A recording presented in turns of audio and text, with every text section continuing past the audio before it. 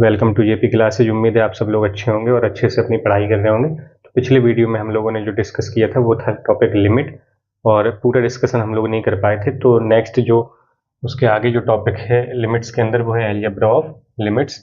तो इसमें हमने दो फंक्शंस लिए हुए हैं, एंड एक एफ है एंड दूसरा जी है। तो एफ एंड जी भी टू रियल फंक्शंस, और इनका जो कॉमन डोमेन है वो कौन सा है, डी।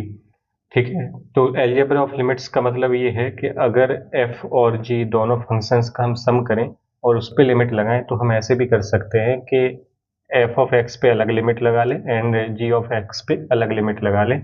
अगर इन दोनों फंक्शंस का मल्टीप्लाई है तो फिर हम लिमिट f पे भी लगा सकते हैं एंड g पे भी लगा सकते हैं, और बीच में मल्टीप्लाई का साइन भी रख सकते हैं। तो लिमिट्स एक्चुअली में डिस्ट्रीब्यूट कर दे रहे हैं हम।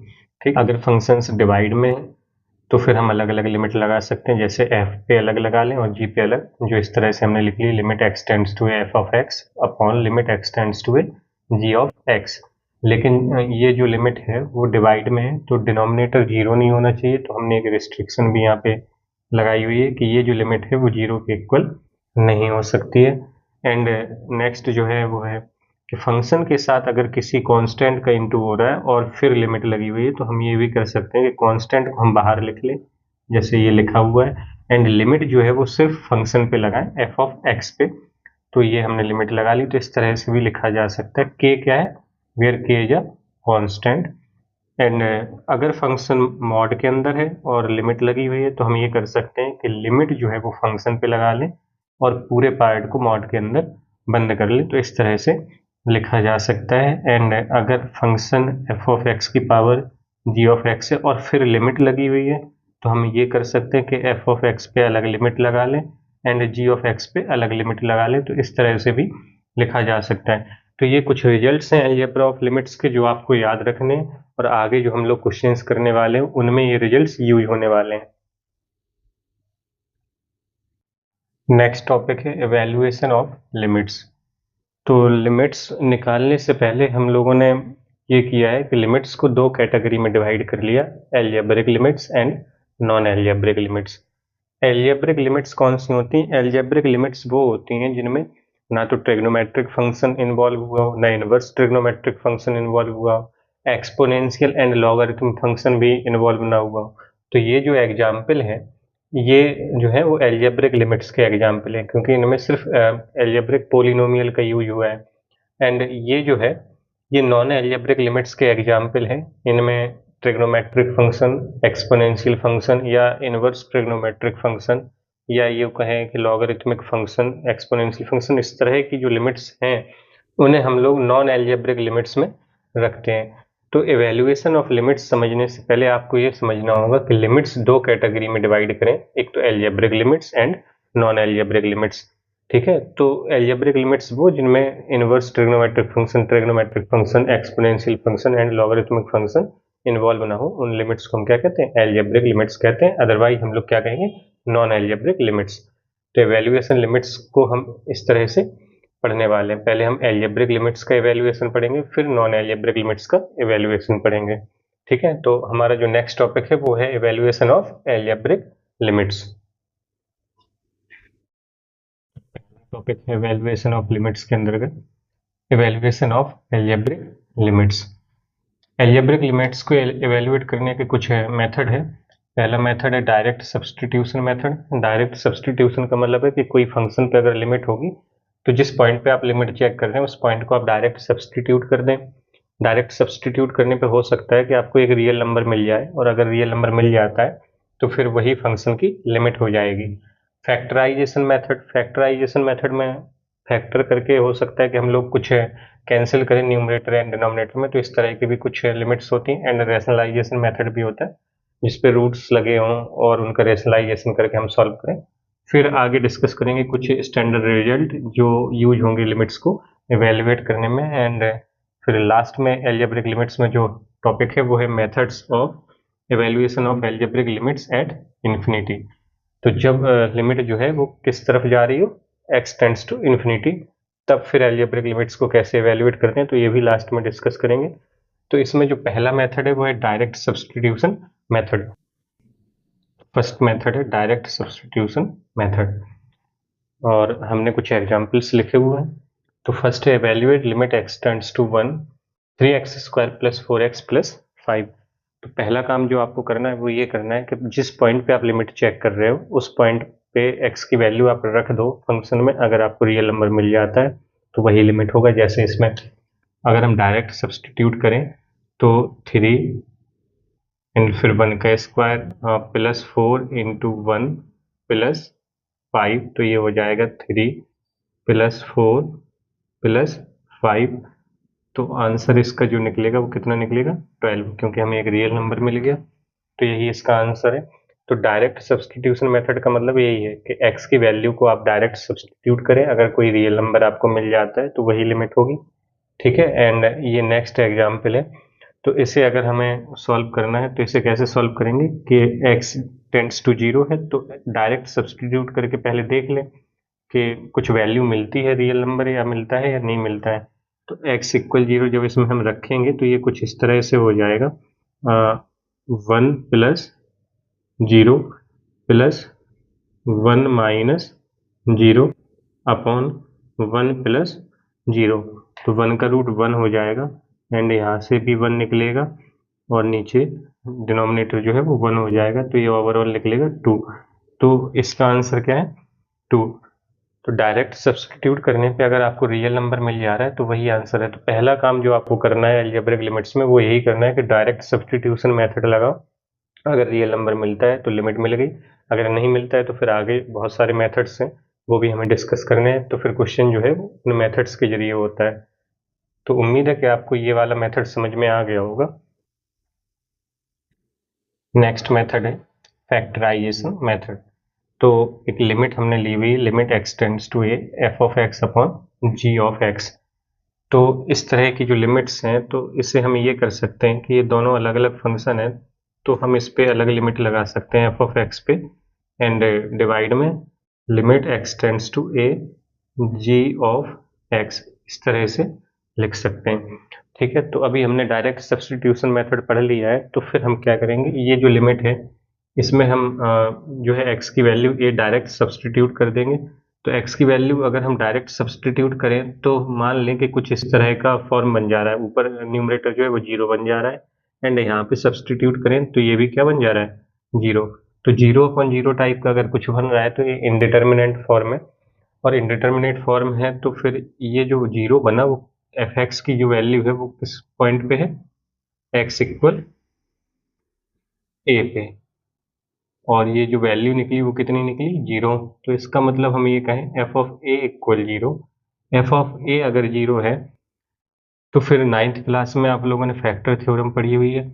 x = a पे f(x) अगर 0 हो जाता है तो हम कहें x = a is a 0 of f(x). x = a अगर f(x) का 0 है तो फिर a को जो है हम x की तरफ ले आए तो बनेगा x - a।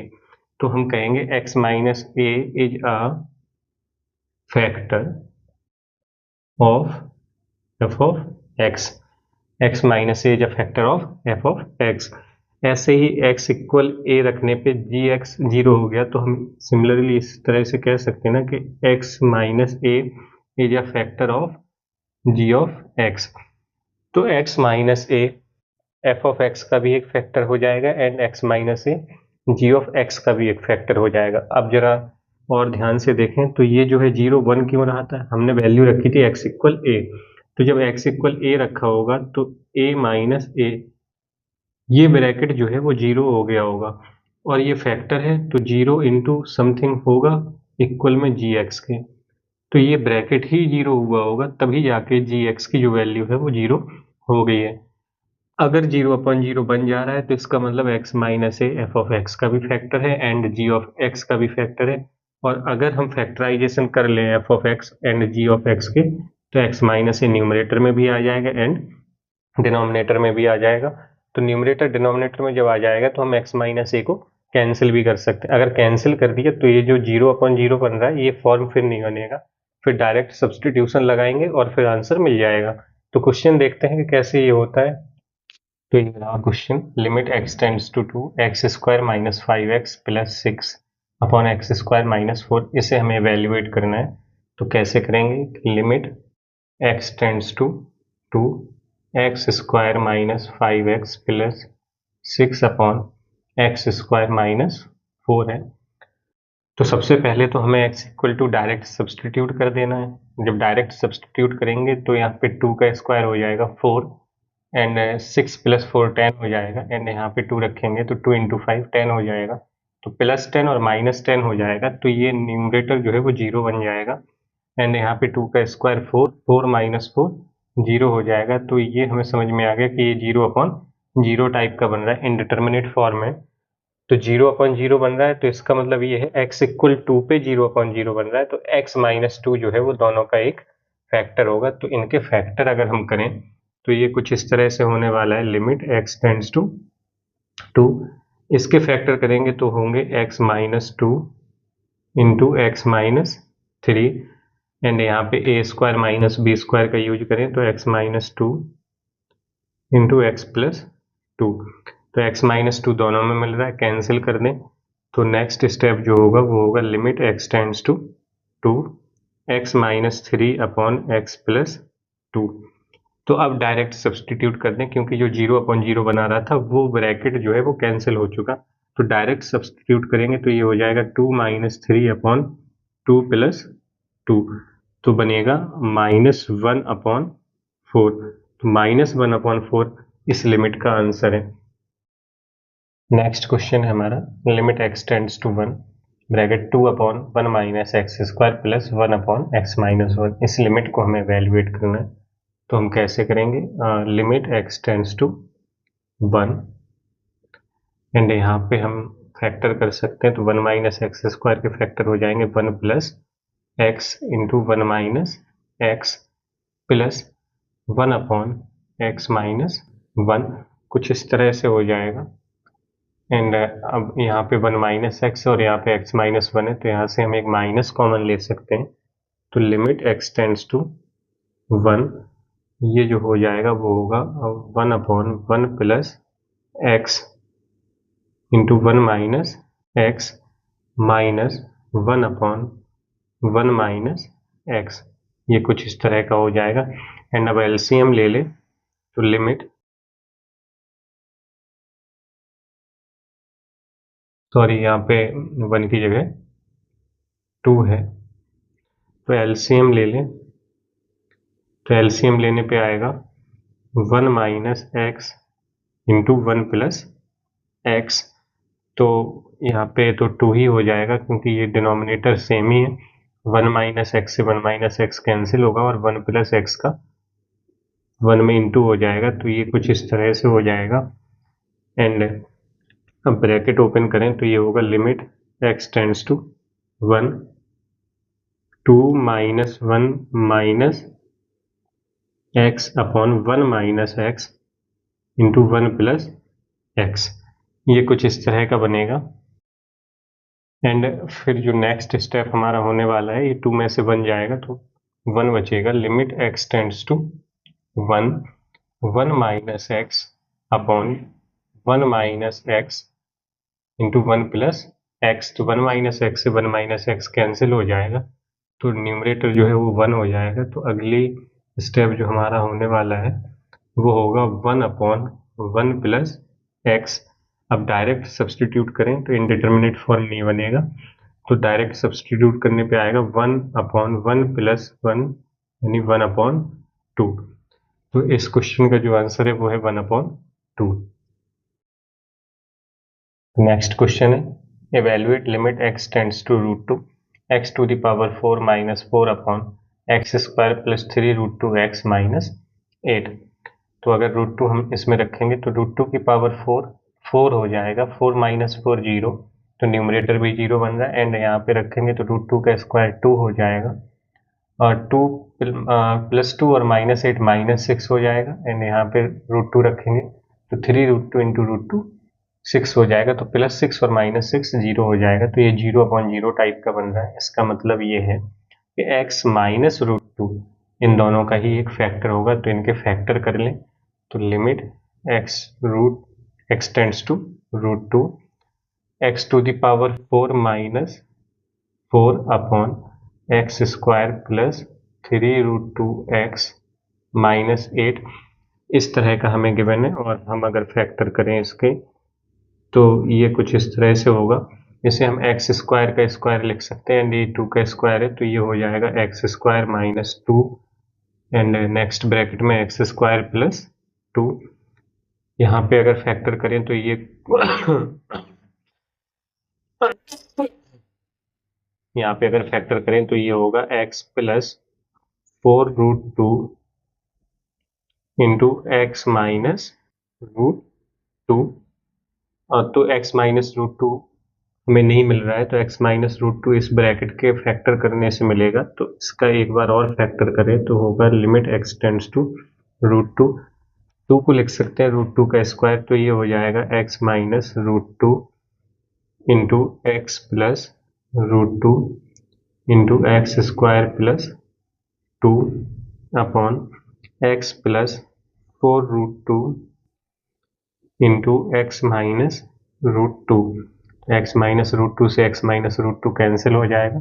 अब अगर हम डायरेक्ट सब्सटीट्यूट करें तो √2 प्लस √2 2√2 हो जाएगा एंड √2 का स्क्वायर 2 प्लस 2 4 हो जाएगा। तो 0/0 टाइप का अब नहीं बन रहा है तो डायरेक्ट सब्सटीट्यूट भी कर सकते हैं। तो अब रखें √2 एक्स की जगह पे तो √2 प्लस √2 इस तरह का एंड √2 का स्क्वायर प्लस 2 कुछ इस तरह का हो जाएगा एंड √2 प्लस 4√2 तो √2 प्लस √2 2√2 हो जाएगा एंड √2 का स्क्वायर 2 तो 2 प्लस 2 4 हो जाएगा तो इंटू में 4 आएगा एंड यहाँ पे हो जाएगा 5√2। तो √2 से √2 कैंसिल हो जाएगा। तो इस क्वेश्चन का जो आंसर निकल के आएगा वो आएगा 8/5। तो नेक्स्ट क्वेश्चन है हमारा limit x tends to 3 x square minus x minus 6 upon x cube minus 3 x square plus x minus 3। तो किस तरह से होगा पहले तो देखें कि गिवन क्या है। Limit x tends to 3 x square minus x minus 6 upon x cube minus 3 x square plus x minus 3। सबसे पहले तो जो काम करना है वो करना है डायरेक्ट सब्सटीट्यूशन। तो डायरेक्ट अगर हम सब्सटीट्यूट करें x की वैल्यू तो ये 3 का स्क्वायर 9 हो जाएगा, -3 और -6 -9 हो जाएगा तो 9 माइनस 9 0 हो जाएगा। तो न्यूमरेटर 0 बन रहा है एंड डिनोमिनेटर में अगर रखें तो 3 का क्यूब 27 एंड यहाँ पे 3 आ जाएगा तो 27 प्लस 3 30 एंड ये 3 का स्क्वायर 9 9 माइनस 3 27 और -3 -30 प्लस 30 और -30 ये 0/0 टाइप का बन रहा है और 0/0 टाइप का बन रहा है। इसका मतलब x इक्वल 3 पे बन रहा है तो x माइनस 3 इसका भी एक फैक्टर होगा एंड इसका भी एक फैक्टर होगा। तो फैक्टर कर लें तो limit x tends to 3 numerator के फैक्टर करेंगे तो ये हो जाएंगे x minus 3 into x plus 2 and denominator में यहाँ से एक्स स्क्वायर कॉमन आ रहा है तो एक्स स्क्वायर कॉमन ले लें तो बचेगा x माइनस 3 एंड यहाँ पे दोनों में +1 कॉमन आएगा तो बचेगा x माइनस 3 एंड नेक्स्ट जो लाइन होने वाली है वो कुछ इस तरह की होगी। Limit x tends to 3 x minus 3 into x plus 2 and x minus 3 अब कॉमन आएगा एंड बचेगा एक्स स्क्वायर प्लस 1 तो x माइनस 3 से x माइनस 3 कैंसिल हो जाएगा एंड अब अगर हम 3 रखेंगे यहाँ पे तो 3 + 2 5 हो जाएगा एंड 3 का स्क्वायर +1 10 हो जाएगा। तो ये 0/0 टाइप का नहीं बन रहा है तो डायरेक्ट सब्सटीट्यूट कर सकते हैं तो ये हो जाएगा 3 + 2/3 स्क्वायर +1 तो 5/10 यानी 1/2। तो 1/2 इस क्वेश्चन का आंसर है। तो उम्मीद है कि आप लोगों को फैक्टराइजेशन मेथड समझ में आ गया होगा एंड नेक्स्ट जो मेथड है हमारा वो है रैशनलाइजेशन मेथड। तो रैशनलाइजेशन मेथड कहाँ पे यूज होता है कि जब फंक्शंस में स्क्वायर रूट्स का यूज हो और इनडिटर्मिनेट फॉर्म बन रहा हो 0/0 बन रहा हो डायरेक्ट सब्स्टिट्यूट करने पे तो फिर हम रैशनलाइजेशन मेथड का यूज करेंगे। जैसे ये एक एग्जाम्पल हमने लिया हुआ है तो अगर इसमें हम x की वैल्यू रख दें 0 तो √2 माइनस √2 0 हो जाएगा एंड अपॉन में भी 0 आएगा तो ये इनडिटर्मिनेट फॉर्म है एंड फैक्टराइजेशन तो इसके हो ही नहीं सकते। तो इसे किस तरह से करना है कि जो हमें गिवन है वो कुछ इस तरह का है। Limit x tends to 0 √2 plus x minus √2 upon x. अब ये 0/0 बन रहा है, तो अब हम कुछ नहीं कर सकते हैं सिवाय इसके रेशनलाइजेशन के, न्यूमरेटर का रेशनलाइजेशन कर दें। तो नेक्स्ट लाइन में जो हमें करना है वो ये करना है कि इसका हम रेशनलाइजेशन करेंगे। तो यहाँ पे माइनस का साइन है, तो हम मल्टीप्लाई जो करेंगे वो करेंगे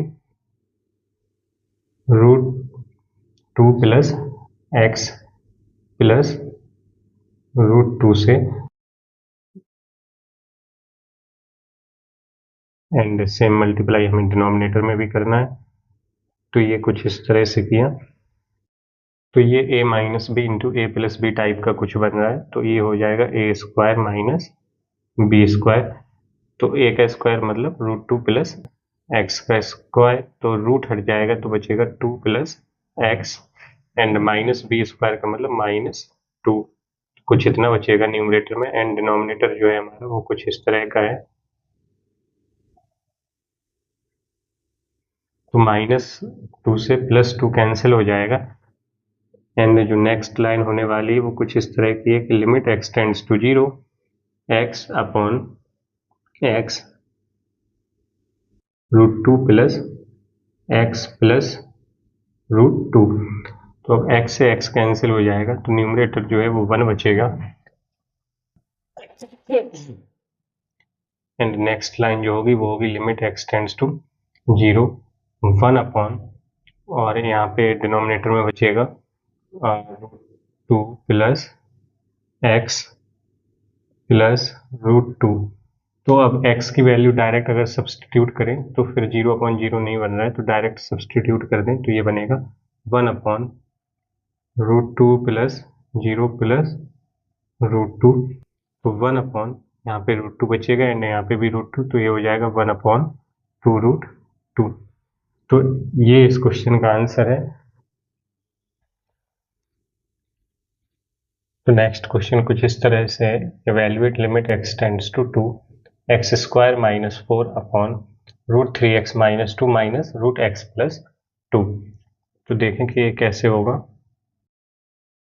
पहले तो डायरेक्ट सब्सटीट्यूट करें, तो 2 का स्क्वायर 4 हो जाएगा, एंड 4 माइनस 4 0 हो जाएगा। यहाँ पे होगा 2 3 या 6, 6 माइनस 2 √4 यानी 2, और यहाँ पे भी 2 प्लस 2 यानी √4 यानी 2 हो जाएगा। तो 2 माइनस 2 0 हो जाएगा। तो न्यूमरेटर में भी 0 बन रहा है एंड डिनोमिनेटर में भी 0 बन रहा है, और न्यूमरेटर में अगर 0 बन रहा है तो न्यूमरेटर के फैक्टर हो सकते हैं, क्योंकि x माइनस 2 फिर इसका एक फैक्टर हो जाएगा।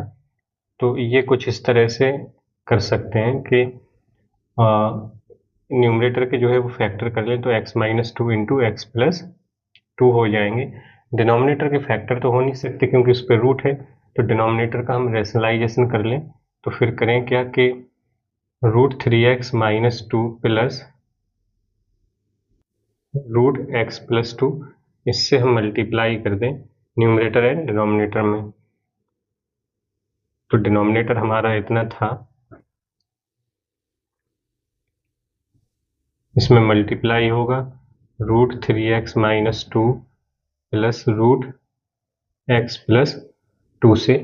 तो ये a minus b into a plus b बन गया, तो इसमें a square minus b square लगा सकते हैं। तो लिमिट x टेंड्स टू 2, ये जो होगा वो होगा x minus 2 into x plus 2 √3x minus 2 plus √x plus 2 and upon a square minus b square करेंगे तो यहाँ से रूट कैंसिल हो जाएगा, तो 3x माइनस 2 आएगा, एंड माइनस एक्स प्लस 2 आएगा। तो इसे और सिंप्लीफाई करें तो नेक्स्ट लाइन जो होने वाली वो कुछ इस तरह की होगी, x minus 2 into x plus 2 and √3x minus 2 plus √x plus 2 and upon में ये ब्रैकेट ओपन करें तो 3x minus 2 minus x minus 2, तो ये कुछ इस तरह से होगा। तो जो नेक्स्ट लाइन होने वाली है वो कुछ इस ऐसे होगी कि limit x tends to 2x minus 2 into x plus 2 into √3x minus 2 plus root x plus 2 upon 3x minus x 2x और -2 माइनस 4। तो ये कुछ इस तरह से होगा। एंड अब डिनोमिनेटर से 2 कॉमन ले सकते हैं, तो नेक्स्ट लाइन में 2 कॉमन ले लें, तो limit x tends to 2 x minus 2 into x plus 2 into root 3x minus 2 plus root x plus 2 upon 2 common लें तो बचेगा x माइनस 2 ब्रैकेट में, तो x माइनस 2 से x माइनस 2 कैंसिल हो जाएगा। अब डायरेक्ट सब्स्टिट्यूट कर दें x की वैल्यू 2, तो 2 प्लस 2 हो जाएगा फर्स्ट ब्रैकेट में, एंड यहाँ पे होगा 3 into 2 minus 2 plus root 2 plus 2 upon 2, तो 2 प्लस 2 4 हो जाएगा, तो 4 और ब्रैकेट में जो बचेगा वो 3 2 6 माइनस 2 यानी रूट 4 का मतलब 2 प्लस 2 रूट 4 यानी 2 अपॉन 2, तो 2 से ये 4 कैंसिल हो जाएगा 2 टाइम्स, तो ये आएगा 2 इंटू 4 यानी 8। तो ये इस तरह से होना है। तो इस क्वेश्चन का जो आंसर है वो कितना है, 8 है। उम्मीद है कि आप लोगों को समझ में आ रहा होगा। तो आज के इस वीडियो में बस इतना ही, और अभी और भी मेथड्स रह रहे हैं तो वो हम लोग अगले वीडियो में डिस्कस करेंगे। तो उम्मीद है कि आप लोगों को क्लास अच्छी लगी होगी। अगर आपको वीडियो अच्छी लगी है तो फिर आप वीडियो को लाइक करें, चैनल को सब्सक्राइब करें, साथ ही वीडियो अपने दोस्तों के साथ शेयर करें ताकि ज़्यादा से ज़्यादा लोग हम लोगों के साथ जुड़ सकें।